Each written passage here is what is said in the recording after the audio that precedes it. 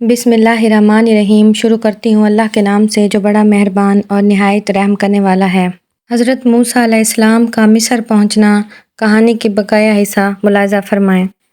فرعون نے ایک میلہ لگوایا اور پوری سلطنت کے جادوگروں کو جمع کر کے حضرت موسیٰ علیہ السلام کو شکست دینے کے لیے مقابلے پر لگا دیا۔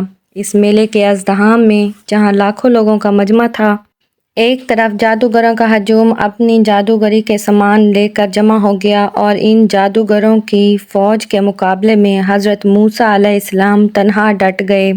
جادوگروں نے فرعون کی عزت کی قسم کھا کر اپنے جادو کی لاٹھیوں اور رسیوں کو پھینکا تو ایک دم وہ لاٹھیاں اور رسیاں سانپ بن کر ہر طرف پھنکارے مار کر دوڑنے لگیں اور پورا مجمع خوف و ہراس میں بدحواس ہو کر ادھر ادھر بھاگنے لگا، اور فرعون اور اس کے تمام جادوگر کرتب دیکھ رہے تھے اور اپنی فتح کے گھمنڈ اور غرور کے نشے میں بدمست ہو گئے اور جوش و شادمانی سے تالیاں بجا بجا کر اپنی مسرت کا اظہار کرنے لگے کہ اتنے میں ناگہاں حضرت موسیٰ علیہ السلام نے خدا کے حکم سے اپنی مقدس لاٹھی کو ان سانپوں کے ہجوم میں ڈال دیا۔ یہ لاٹھی ایک بہت بڑا اور ہیبت ناک اژدہا بن کر جادوگروں کے تمام سانپوں کو نگل گیا۔